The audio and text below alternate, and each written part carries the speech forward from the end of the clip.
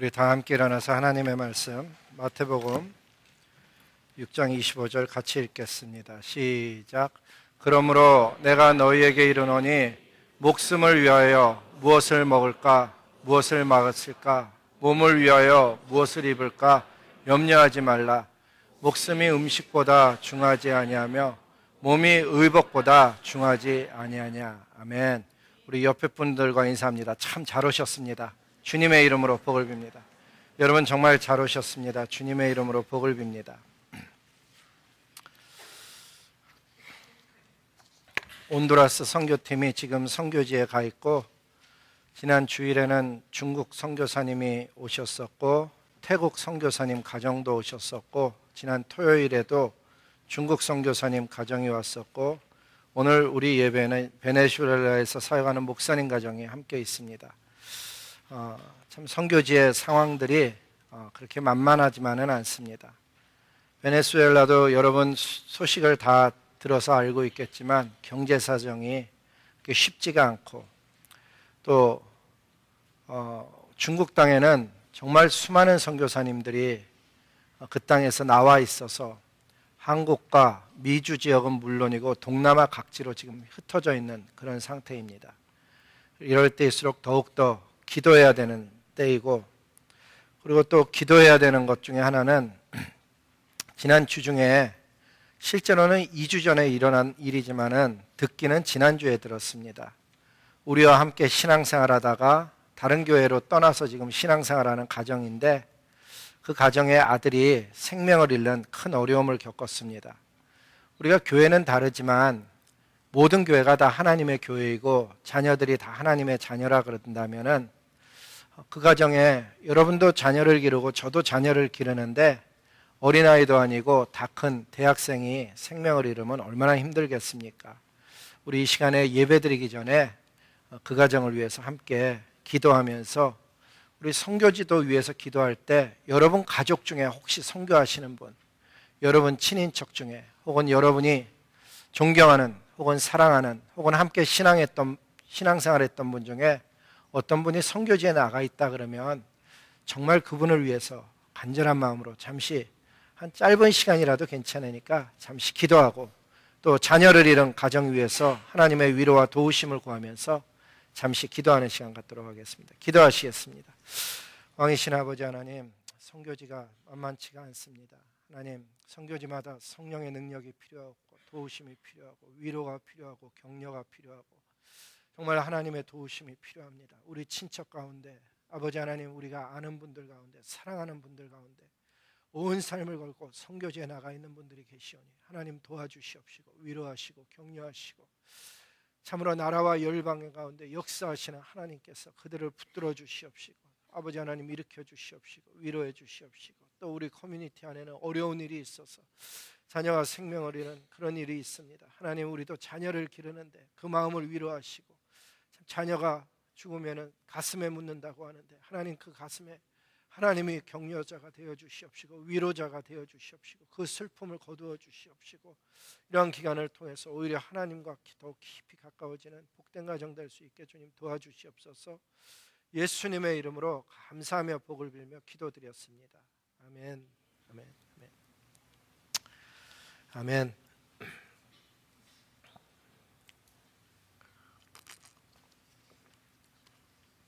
오늘 말씀을 다시 보시면은 뭐라고 되어져 있는가 하면, 그러므로 내가 너희에게 이르노니 라고 되어져 있습니다. 내가 너희에게 이르노니, 그러니까 여기서의 나는, 내가는 예수님이고 너희는 말씀을 듣고 있는 주의 제자들이죠. 그 청중을 향해서 말씀하기를 내가 너희에게 이르노니 라고 말씀합니다. 성경을 읽다가 진실로 진실로라는 문구를 만나든지 혹은 내가 너희에게라는 문구를 만나면은 그 문구는 잘 주의해서 읽어야 되는 내용입니다. 예를 들면 창세기 1장 29절에 보면 하나님께서 세상을 만들면서 뭐라 하시는가 하면, 하나님이 이르시되 내가 온 지면에 씨 맺는 모든 채소와 씨 가진 열매 맺는 모든 나무를 내가 너희에게 주노니 너희의 먹을거리가 될 것이다 라고 말씀합니다. 하나님께서 세상의 만물의 주인이 되시니까 내가 너희에게 주겠다 그렇게 말씀하실 수 있었던 것입니다. 내 것도 아닌 것, 남의 것을 가지고 내가 너희에게 주노니라고는 이야기하지 않죠. 온 세상 만물들 가운데 특별히 씨 가진 열매와 모든 채소가 주인이 하나님이셔서 심은 사람이 누구든지 간에 주인이 하나님이셔서 하나님이 말씀하시는 것은 무엇인가 하면 내가 너희에게 그것을 주겠다고 말씀하는 것입니다. 창세기 9장 3절에도 보면 홍수 사건 이후에 이런 말씀을 합니다. 모든 산 동물은 너희의 먹을 것이 될지라 채소와 같이 내가 이것을 다 너희에게 주노라. 내가 너희에게 주노라. 이 말씀을 통해서 알 수 있는 것은 인류가 처음에는 채소와 과일만을 먹었다가 이 홍수 사건 이후가 돼서야 처음으로 고기를 먹기 시작했다는 것을 알 수가 있습니다. 성경을 잘 읽어보면 하나님은 그와 같이 우리에게 먹을 것을 주시고 또 채소뿐만 아니라 고기를 주실 뿐만 아니라 사실은 우리의 삶을 만들어 가시는 분이라고 이야기합니다. 예레미야서에 보면 말씀하기를 여호와의 말씀이라 이스라엘 족속아 이 토기장이가 하는 것 같이 내가 능히 내가 너희에게 행하지 못하겠느냐. 이스라엘 족속아 진흙이 토기장이의 손에 있음 같이 너희가 내 손에 있느니라. 다른 말로 하면은 하나님께서 토기장이가 토기를 가지고 모양 없던 것을 가지고 모양을 만들었듯이 우리의 인생 속에 하나님이 모양을 만드시는데 우리뿐만 아니라 우리 자손의 삶을 그 손 안에 있어서 그분이 원하시는 모양, 그분이 쓰고자 하는 그곳에 쓰고자 해서 토기를 만드신다라고 주님은 말씀합니다. 이걸 잘 깨달으면 무슨 유익이 있느냐? 내가 누구에게 기도해야 되는지를 알게 되고 우리 자녀에게 일이 일어나는데 사실은 자녀를 상대로 해서 다투는 것이 아니고 사실은 하나님 앞에 무릎으로 나아가서 그 하나님 앞에 은혜를 입어야 된다는 것을 알 수가 있습니다. 사업도 마찬가지죠. 눈에 보이는 사업이 잘 되고 안 되고 사업 때문에 고통하고 고민하는 것이 아니고 그것을 빚고 계시는 하나님과 씨름해야 된다는 사실을 알게 되는 것이죠. 좀 주의해서 읽어야 되는 부분도 있습니다. 이런 말씀도 있기 때문입니다. 이르시되 너희가 너희 하나님 여호와의 말을 들어 순종하고 내가 보기에 하나님 보시기에 의를 행하면 하나님의 계명에 귀를 기울여 살면 내 모든 하나님의 모든 율례와 규례를 지켜 살면 하나님께서 내가 애굽 사람에게 내린 모든 질병 중 하나도 내가 너희에게 내리지 아니하리니. 의미가 뭐예요? 하나님이 그것도 주관한다는 거죠. 주관하실 뿐만 아니라 나는 너희를 치유하는 하나님이라. 아까 제가 소개하기를 이 말씀 전에 뭐라 했는가 하면 이런 말씀은 좀 주의해서 이해해야 되는 영역이지만 이라고 미리 토를 달았습니다. 왜? 모든 질병이 하나님이 주는 건 아니기 때문입니다. 어떤 것은 자신이 과하게 술을 먹어갖고 그 술 때문에 몸이 망가져 놓고 하나님이 나에게 왜 이것을 주셨나? 그런 경우는 해당이 되지 않는 것이죠. 이처럼 우리의 삶이 하나님의 손안에 있는데 세상 사람들은 아쉽게도 그걸 모르고 삽니다. 아니 세상 사람들이 모르고 사는 것은 이해가 되죠. 왜? 믿지 않으니까. 그래서 그들은 엉뚱한 신에게 절하고 살고 하나님 없이 자기 힘으로 살겠다고 고단한 삶을 매일 걸어가고 있는 것입니다. 문제는 하나님을 믿는다는 저와 여러분, 정말 하나님을 아버지라 부르는 저와 여러분도 우리가 세상을 흉내내 갖고서는 하나님이 모든 것을 공급하시는 분이고 모든 것을 만드시는 분이시고 이루시는 분이라는 것을 수도 없이 들었음에도 불구하고 우리가 마치 우리의 힘으로 살아가는 그런 모습이 제 모습 속에 여러분 모습 속에 있다는 사실입니다.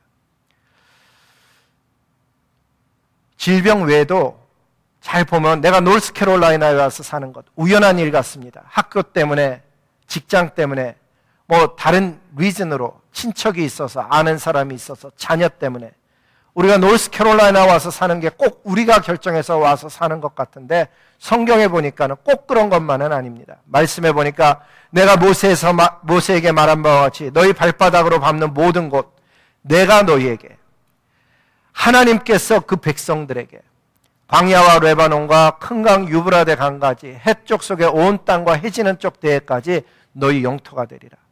하나님께서 살 곳을 정할 뿐만 아니라 지경까지 라인을 거서 너희는 이 안에서 산다라고 이야기하는 것을 볼 수가 있습니다. 이러한 하나님에 대해서 어떤 분들은 좀 불편한 마음을 갖습니다. 왜? 너무 지배하는 것 같으니까. 너무 다 그분은 자기가 사랑하는 사람에게는 복을 베풀고 자기를 믿지 않는 사람에게는 지옥을 보내고 고통을 주는 그런 하나님으로 생각을 해서 좀 불공평하다고 생각하는 거죠. 하나님이 이렇게 하시는 이유가 뭘까? 순전히 딱 하나의 이유, 죄 때문입니다. 죄의 문제만큼 심각한 문제가 없습니다. 이 죄의 문제를 이해하는데 우리 문화 속에서 이야기하려면 어떤 면에서는 우리가 본 영화가 도움이 될 때가 있습니다. 너무 우리 교회는 경건한 분이 많아갖고 영화 안 보니까 제가 잠비 얘기하면은 그게 뭔지 모르는 분도 있을 거예요.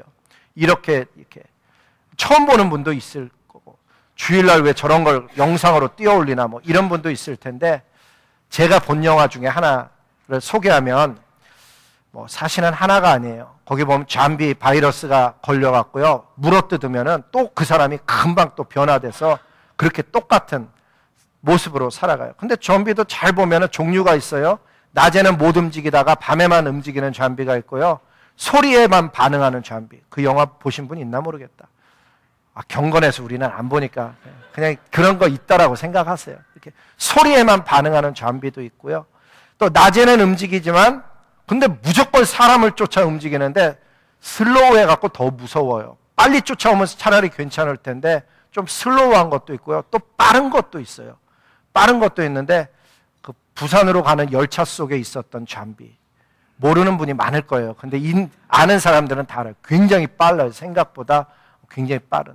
그러니까 좀비도 생각보다 다양해요. 근데 이 다양한 좀비가 공통점이 있어요. 그건 뭔가 하면 그 바이러스에 물려갖고 바이러스에 감염되는 순간에 인간이 가지고 있는 아름답고 성실하고 생각할 수 있고 사유할 수 있는 이런 기능들을 한꺼번에 다 잊어버리고 인간이 아닌, 인간이라고 할 수 없는 괴물 같은 모습으로 변한다는 거예요. 그 괴물 같은 모습으로 변하기 때문에 저들은 죽여도 그렇게 죽이는 사람이 저 사람 왜 죽였지? 이렇게 생각 안 하는 거예요. 그 속에 잘 보면 철학적인 요소도 있고요, 어떤 면에서는 저는 목회자라 그런지 그거 보면서 성경 이야기가 생각을 하게 돼요. 좀비에 나오는 것처럼 인류가 죄에 물린 거예요.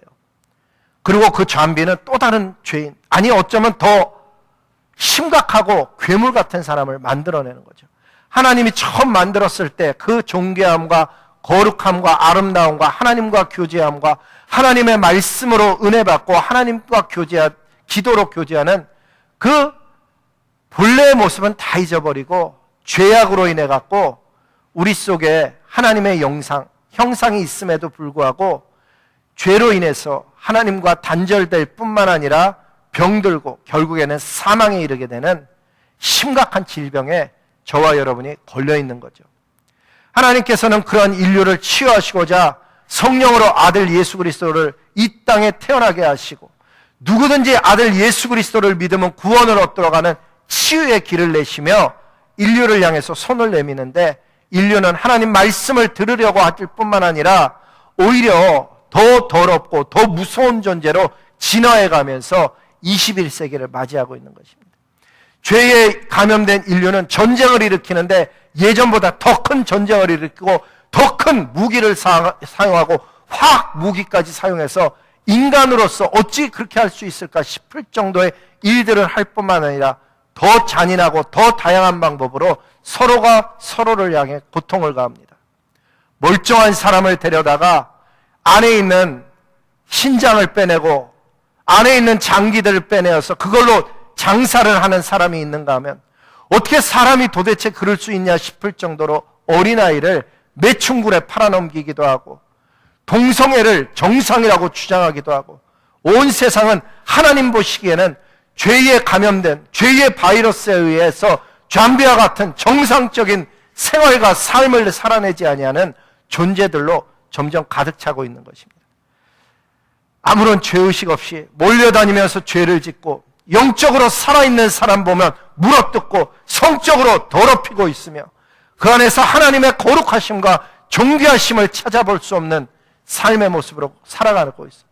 겉으로 보면 살아있는 것 같지만 영적으로는 죽어있는 것이어서 늘 더러운 생각을 하며 하나님 눈에 보기에는 존재 가치가 없는 그런 잠비와 같은 인생을 이 세상이 만들어져 가고 있는 것입니다.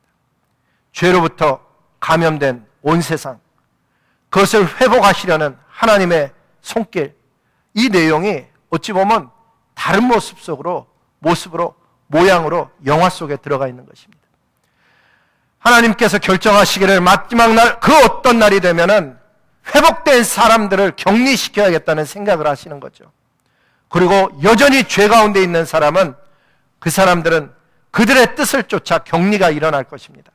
이 땅에 살 때 하나님, 나는 하나님과 살고 싶어요, 저의 죄를 용서해 주세요 하는 사람들은 하나님께서 회복의 길을 여시지만, 나는 하나님 없이도 계속 살아가겠다고 하는 사람은 그 사람의 의견을 존중해서 죽음 이후에도 하나님 없는 곳으로 그 삶이 계속해서 살아가게 되어지는 곳으로 옮겨질 것입니다. 성경은 마지막 날의 그 격리를 이렇게 설명을 합니다. 요한계시록에 보니까 무엇이든지 속된 것이나, 속되다는 얘기는 깨끗하지 않은 거예요. 가증한 일 혹은 거짓말하는 자, 한마디로 얘기하면 죄에 감염되어서 죄의 문제를 해결하지 않고 살아가는 그 사람은 결코 하나님 나라로 들어가지 못할 것이고, 오직 들어가는 종류의 딱 한 종류의 사람이 있는데, 어린 양 예수 그리스도, 십자가 위에서 흘리신 보혈의 피로 치유된 그 사람, 예수 그리스도의 이름을 의지하는 그 사람은 생명책에 이름이 기록되어져서 하나님 나라에 들어갈 것이라고 이야기하고 있다 하는 것입니다. 죄의 문제 때문에 일어나는 일이죠. 죄가 무엇일까? 가장 쉽게 설명하면 죄는 근본적으로 하나님의 의도를 벗어나서 하나님을 어게인스트해서 살아가는 것입니다. 그래서 불순종이 죄의 근본이 중에 하나가 되는 것이고, 하나님을 대적하는 것이고, 하나님께 순종하지 않고 살아가는 것이 죄의 모습인 것입니다. 하나님께서 원래 사람을 창조하실 때는 하나님의 의도를 쫓아 살게 만들었거든요. 죄가 들어오니까 intentionally, 모르면서가 아니고 알면서 씹어먹는 것이 선악과를 성경에서 이야기하는 이유는, 씹고 있는 동안에도 깨달아서 얼마든지 뱉을 수 있는데 의도적으로 씹어서 삼켜 넘기는 것이 죄의 모습을 이야기해주고 있기 때문입니다. 어떻게 깨끗해질까? 어떻게 하면 거룩한 삶을 살 수 있을까? 하나님은 거룩한 삶을 사는 모습을 성경에서 말씀해 주실 때 뭐라고 했는가 하면, 하나님이 하시는 말씀을 듣고 살아가면 거룩해지는 것이고, 삶 속에 하나님과 교제하며 기도로 소통할 때 그 사람은 거룩해진다라고 이야기하고 있습니다. 죄가 들어오면 하나님의 말씀도 들어오지 않습니다. 왜? 하나님과 단절되기 때문에. 죄가 들어오면 기도하던 것이 끊겨집니다. 왜? 하나님의 은혜에서 내가 떨어져 나가고 있기 때문에. 죄는 들어오면 반드시 우리 속에 흔적을 남깁니다. 미움을 우리 마음속에 남겨놓고, 다툼, 시기, 질투, 원망함, 불평함, 비참함, 원통해함, 무기력함, 더러움, 불신, 이 죄는 우리 인간 속에 들어오면 점점 더 비정상적인 모습으로 우리의 모습을 뒤틀리게 만들어서 정상인과 달리 뒤틀린 잠비아와 같이 살아있지만 살아있지 않는, 영적으로 죽어있는 존재로 만들어가는 것입니다. 사랑하는 성도 여러분, 죄는 정말 무서운 것입니다. 죄가 내 안에 들어오면 내 안에 거하는 것뿐만 아니라 내 주변 사람들을 죄악 가운데로 인도하는 혹은 전염시키는 마치 바이러스와 같은 역할을 하게 됩니다. 죄가 들어오면 하나님이 주신 행복이 사라집니다. 왜? 하나님과의 관계가 끊어지기 때문입니다. 하나님으로부터 공급받던 그 모든 것이 끊어짐으로 인해서 불안해지고, 그 안에 감사가 사라지고, 그 안에 기쁨이 사라지고, 하나님과의 깊은 만남, 기도의 시간이 없어짐으로 인해서 결국은 자기 힘으로 살아가게 돼서 고단하고 피곤한 삶으로 이어지는 것입니다. 어떻게 하면 죄에서 나의 삶을 돌이킬 수 있을까? 성경이 얘기하는 죄에서 돌이키는 삶은 의외로 굉장히 간단합니다. 그 첫걸음은 고백입니다. 하나님, 제가 어리석어서 이런 죄를 졌어요. 하나님 용서해 주세요. 하나님, 오늘도 제가 이런 생각을 했어요. 아니, 하지 말아야 될 말을 했어요. 안 하고 싶은데도 하고 있는 저 자신으로 인해서 저도 힘들어요. 하나님, 예수님의 피로 씻어주시고 제 입술에 파수꾼을 세워주세요. 하나님 저를 긍휼히 여겨주세요. 그와 같이 하나님께 나아가면 하나님 용서해 주신다는 거예요. 제가 예전에 젊었을 때, 어렸을 때는 하나님은 왜 모든 걸 용서해 주실까? 사실은 깊이 이해하지 못했습니다. 사랑의 하나님이라서 용서를 해 주신다는데 그래도 정도가 있지. 어떻게 이렇게 엉망인데도 용서를 해 주시나, 반복을 하는데도 용서를 해 주시나, 제가 이해하지 못했었거든요. 근데 어느 날 이해가 되는 거예요. 자녀를 기르면서 이해가 되고 우리 손자를 만나면서부터 이해가 점점 깊어지는 거예요. 여러분, 누가 저한테 와서 실수건 아니건 제 안경을 탁 쳐서 떨어뜨렸다고 해봐요. 그렇게 하면 안 돼. 그러고 썼는데 또 탁 쳐서 떨어뜨려 봐요. 여러분, 기분이 어떨 것 같아요? 근데 이상해요. 손자가 떨어뜨리잖아요. 기분이 안 나빠. 손자가 떨어뜨리면 이상하게 기분이 안 나빠. 사람이 와갖고 저 뺨에다가 막 침 묻은 손으로 막 만져봐요. 얼마나 이상하겠어요. 근데 이상해요. 우리 손자가 침을 발라도 더럽지가 않아. 진짜예요.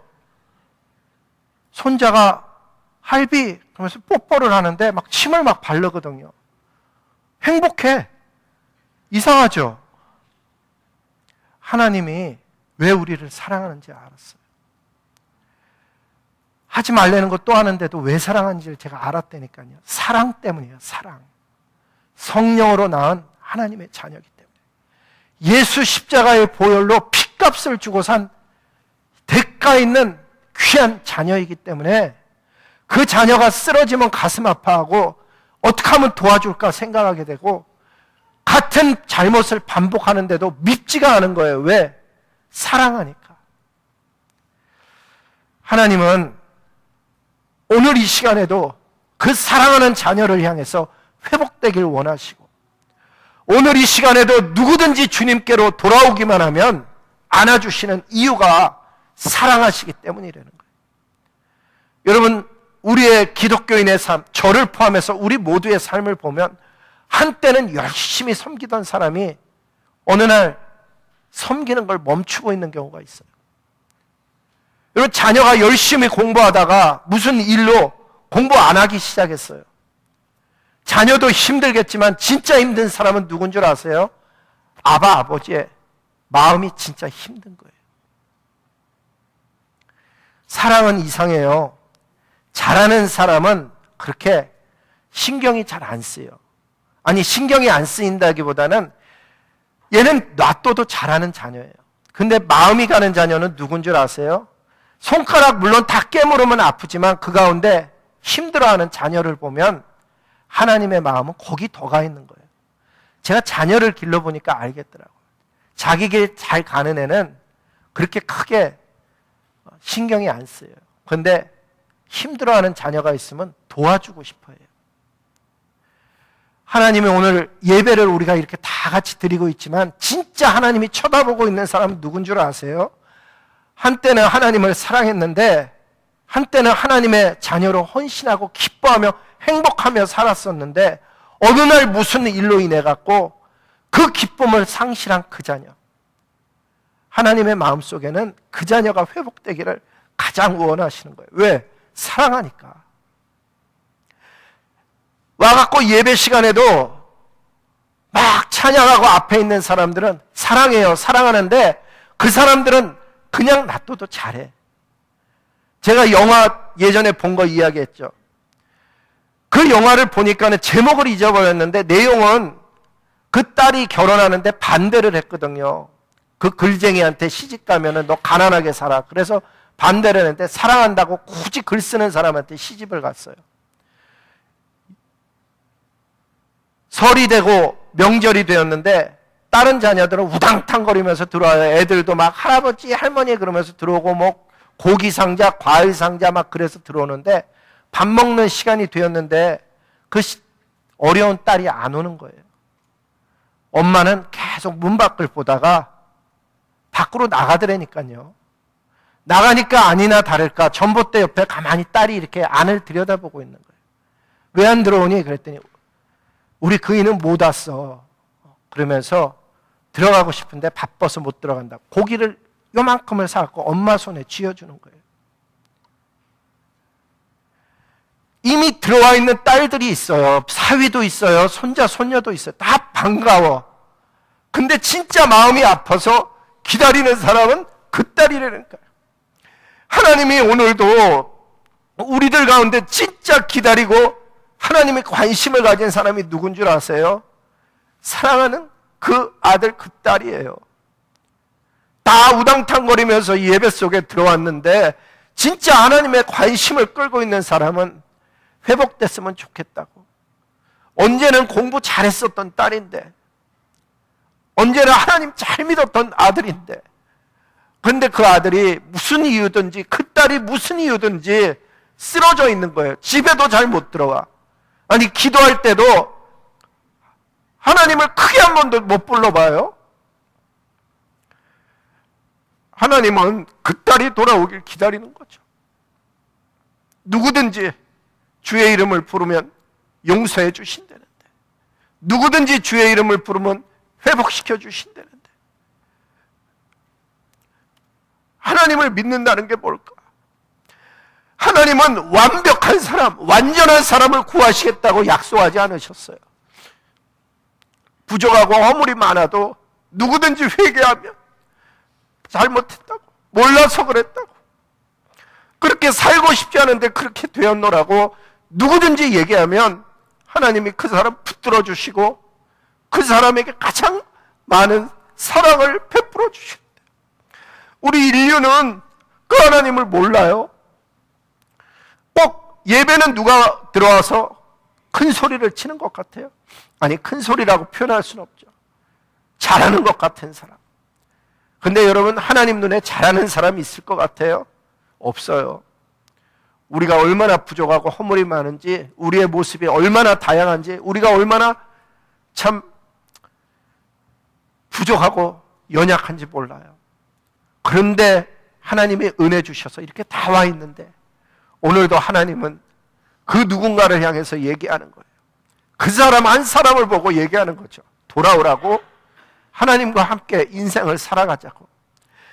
여러분, 예수님 믿어서 행복해졌어요? 아니, 예수님 믿어서 인생이 변했어요? 성경에서는 약속하기를 너희에게 성령이 임하면 증인이 된다, 뭐 이런 얘기까지 안 가도 성경이 뭐라 그러는가 하면 예수님이 들어가면 그 배에서 생수의 강이 흘러난대요. 여러분, 예수님 믿고 정말 생수의 강이 흘러나서 아, 나는 기쁘다, 숲의 새와 같이 노래하는 새와 같다라고 그렇게 하고 살아가요? 아니면 하루하루가 고단하고 피곤하고 힘든 삶을 살아가요? 예수님이 진짜 우리 삶의 주인님이 믿어지면 우리는 어떤 삶을 살아야 될까?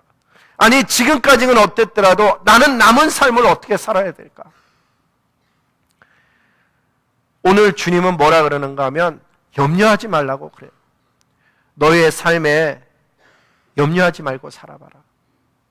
근데 그 중간에 보면 무슨 내용이 들어가 있는가 하면 무엇을 먹을까, 무엇을 마실까, 무엇을 입을까, 그런 거 염려하지 마라. 왜? 그거는 세상 사람들도 다 염려하며 사는 거니까. 보호자가 있는 너희가 염려하기에는 적절치 않다는 거죠. 이 염려라는 단어가 되게 특이한 단어예요. 성경에 염려라는 단어를 찾아보면 처음 나오는 게 한참 세상도 다 짓고 뭐가 다 진행이 되다가 창세기 38장에 가서야 염려라는 단어가 나와요. 앞뒤의 내용을 읽어보잖아요. 아직 안 일어난 일에 대해서 걱정하고 있는 거예요. 그러니까 염려는 특징이 뭔가 하면 안 일어난 일을 그렇게 되면 어떡할까 걱정하는 거예요. 이 세상 누구도 염려해하며 불안해하며 살고 싶은 사람 한 명도 없어요. 그리스도인 중에도 없는 거죠. 근데 이상하게도 그리스도인들 가운데서도 우리 입술의 고백과 달리 마음의 믿음과는 달리 불안해하며 염려하며 사는 경우가 얼마나 많은지 몰라요. 하나님은, 성령 하나님은 이런 말씀하거든요. 중요한 말씀이니까 같이 읽어보겠습니다. 시작. 아무것도 염려하지 말고 다만 모든 일에 기도와 간구로 너희 구할 것을 감사함으로 하나님께 아뢰라. 이 말씀의 비밀을 저는 이 말씀 초등학교 때도 알았어요. 외우기도 했거든요. 근데 진짜 이 말씀의 비밀을 깨닫고 삶에 적용한 것은 한참 후예요. 왜? 말씀의 비밀을 몰랐던 거예요. 저 말씀을 잘 읽어보면 뭐라 그러는가 하면 아무것도 염려하지 말라. 아니 사람이 어떻게 염려하지 않고 사나? 이런 생각부터 할 정도로 아무것도 염려하지 말라. 그리고 기도와 간구로 너희 구할 것을 감사함으로 하나님께 아뢰라. 염려라는 단어를 연구해보면 아까 뭐라 그랬어요? 일어나지 않은 일을 하는 거라 그랬죠? 근데 사실은 더 깊이 연구해보면 염려는 무엇에서부터 시작되는가 하면 내 마음에 이렇게 돼야 된다라고 생각하는 그 무엇이 있는 순간부터 염려가 돼요. 내가 이 대학에 꼭 들어가야 되는데, 내가 이 직장에 꼭 들어가야 되는데, 저 사람이 꼭 저렇게 해줘야 되는데, 아, 저 집이 꼭 내가 계약을 맺어야 되는데, 그 무엇인가를 정하는 거예요. 그러면 그 직장에 안 들어가면 어떻게 되지? 내 노후는 어떻게 되지? 우리 자녀는 어떻게 되지? 우리 아이는 앞으로 어떻게 되는 걸까? 우리 부부는 앞으로 어떻게 되는 걸까? 아직 안 일어난 일인데 내가 정한 거에 대해서 밑하지 못할 때 염려하기 시작하는 거예요. 근데 염려 안 하는 사람들을 잘 보면 그 사람들은 저 말씀의 비밀을 깨달은 거예요. 그냥 하나님께 단순하게 염려로부터 벗어난 걸 깨달았어요. 어떻게 깨달았냐? 벗어나는 방법이 있어요, 사실은. 그게 뭔가 하면 마음에 정하지 않고 따라해 봅시다. 하나님 보시기에 좋은 대로 행하여 주시옵소서. 이 사람들은 염려를 안 해요. 왜 그렇게 되냐면 원리가 이런 원리예요. 어떤 직장이 안 됐어요. 저 원리를 가지고 사는 사람은 이렇게 생각하는 거예요. 하나님이 더 좋은 직장 주시겠지. 하나님이 더 좋은 길을 내실 줄로 믿습니다. 이래서 조바심을 안 내는 거예요. 이 일이 안 되면 어떡하지? 이러는 게 아니고 그 일이 안 되면 하나님이 더 좋은 길을 내실 거야. 근데 오해하지 말아야 되는 것은 그렇다고 해서 아무것도 안 하고 길을 내실 거야. 이런다는 의미는 전혀 아니에요. 왜? 믿음이라는 것. 염려하지 말고 하나님께 기도함으로 아뢰고 믿는다는 그 믿음은 무엇인가 하면 다윗의 글에 의하면 앞에 성벽이 막혀 있어요. 적들이 있는데 내가 주를 의뢰하고 그 의뢰라는 단어를 영어로 보면 뭐라 그래요? 트러스트하고 하나님을 트러스트해서 상대방은 창과 활과 방패를 가지고 있는데 그 담을 내가 뛰어넘나이다. 그게 믿음이에요. 염려하지 않고 도전하는 거예요. 될까 안 될까를 염려하는 게 아니고 되고 안 되고는 하나님께 달려있는 거고 하는 것은 나에게 주어진 사명인 거예요. 그래서 뛰어넘어라. 어떤 일이 안 되면요 하나님께서 더 좋은 일을 주시겠지 이렇게 생각을 하나님 보시기에 좋은 대로 나를 주시겠다고 생각하면 이 사람은 시험도 잘 안 들어. 여러분 조바심이라는 것 염려는요 항상 우리를 시험 들게 만들어요. 사기꾼이 제일 속이기 쉬운 사람이 누군가 하면 조바심 내는 사람이에요. 그래갖고 팔 때 이렇게 팔아요. 이거 집 어쩌면 이번 주에 다 나갈지 몰라요. 지금 사인하셔야 되는데. 그러면 저 집 나가면 어떡하지? 얼른 사인을 하는 거예요. 그 다음 달까지도 안 나가요, 그 집. 그러니까 조바심을 내게 하는 거야. 근데 사단이 딱 그런다니까요. 우리에게 조바심을 주는 거예요. 안 되면 어떡하지? 이렇게 되면 어떡하지? 저렇게 되면 어떡하지? 막 조바심을 주는데 이 원리를 아는 사람 대답을 뭐라 그러는 줄 아세요? 따라해 봅시다. 하나님께서 더 좋은 것을 주시겠지. 이거 지금 안 사면 안 되는데요. 그러면 하나님께서 더 좋은 것을 주시겠지. 이러면은 찌르다가도 시험 들게 하다가도 사단도 이상하게 생각하는 거예요. 왜? 욕심을 내야 되는데 거기에 마음을 집착해야 되는데 이 사람은 하나님을 바라보는 것이지 사람에게 일어나고 있는 일을 바라보지 않고 있는 거예요. 자녀의 문제도 똑같아요. 이 아이가 이렇게 되면 어떡하지? 안 일어난 일로 그렇게 하는 게 아니고 하나님 보시기에 선한 길로 이 자녀를 이끌어 주실 줄로 믿습니다. 그리고선 내 할 바를 하는 거예요. 기도해주고 그 자녀를 향해서 말씀을 보내주고 그 자녀에게 예배드리자고 권하고 하고 안 하고는 또 다른 문제예요. 내 할 바를 행하는 거죠. 오늘도 삶을 살아가는데 하나님은 대응할 때 이렇게 말씀하셨어요. 한번 같이 읽어보겠습니다. 베드로전서 1장 5절 말씀인데 시작. 너희 염려를 다 이는 그가 너희를 돌보심이라. 다 주께 맡기라에 밑줄을 쳐야 되는 거예요. 어느 것 쉬운 것만 넘기라는 게 아니고 내가 가지고 있는 모든 염려를 하나님께 맡기는 거예요. 어떻게 맡긴다고요? 말씀 붙들고 기도함으로써 거룩해져서 하나님께 맡기는 거예요. 믿음으로 맡겨야 되는 거예요. 오늘도 하나님은 우리에게 염려를 맡기라 그래요. 저와 여러분이 이 자리에 오기 전과 온 후가 달라져야 되는 거예요. 예배는 하나님을 만나는 것이 예배잖아요. 하나님을 만나서 경배하는 것이 예배고 하나님의 말씀을 듣는 것이 예배일 뿐만 아니라 하나님의 말씀에 순종하는 자세가 예배인 거예요. 하나님이 오늘 우리에게 하시는 말씀이 뭐예요? 너희 염려를 다 내게 맡겨라. 그럼 왜 맡기라는 거예요? 하나님은 왜 맡기라 그럴까? 쉽게 얘기하면 하나님이 맡기라는 이유는요, 쭉 읽어보면 우리 오늘 본문이 6장 25절이었는데 쭉 읽어보면 33절에 이런 답을 주시고 계세요. 뭐라 그러는가 하면 그런즉 너희는 먼저 그의 나라와 그의 의를 구하라. 그래야만 이 모든 것을 너희에게 더해 주시리라. 이게 답이에요. 아니 목사님 이게 어떻게 답이 됩니까? Yes, 이게 답이에요. 왜 답이 되는가 들어보세요. 여러분 초등학교에 다니는 어린 자녀가 맨날 자기 집에 들어가서 냉장고를 열 때마다 우리 집에 먹을 것이 뭐가 있는지, 옷장을 열 때마다 입을 것이 뭐가 있는지, 집에 들어갈 때마다 우리 집 페이먼트 몰게이지는 잘 갚고 있는지, 날마다 아이가 고민하며 산다 그러면 부모된 여러분 뭐라 그럴 거예요? 그 아이를 보고 야 너는 참 성숙해서 잘하고 있어 이러는 부모는 아무도 없을 거예요. 그 자녀에게 아마 얘기한다면 하나님처럼 똑같은 얘기할 거예요. 야 너는 지금 키가 막 자라나는 게 너의 임무야. 너 건강하게 자라는 게 너의 일이야. 공부하는 거 너의 일이야. 집 몰게이지 갚는 거는 네가 걱정 안 해도 돼. 이렇게 이야기할 거잖아요. 똑같은 얘기예요. 하나님께서 우리에게 이야기하는 것이 뭔가 하면 재현아 너 먹고 사는 걸로 네가 염려하지 않아도 돼. 왜? 그거는 아버지 하나님이 책임지신다는 거예요. 너는 먼저 그 나라와 그 의를 구하면 이 모든 것, 네가 생각하고 있는 모든 것을 내가 너에게 더하여 줄게. 이렇게 이야기하고 계시는 거예요. 아이에게 하듯이 네가 공부 열심히 하고 있으면 페이먼트뿐만 아니라 모든 것은 이 아빠가 책임지는 거야. 이렇게 얘기하고 있는 거랑 똑같은 얘기예요. 아쉬운 거는 그렇게 신앙생활을 오래 했으면서도 그의 나라와 그의 의가 정확히 뭔지를 몰라요. 그걸 구하라 그러는데 그의 나라를 구하라는 게 뭘까?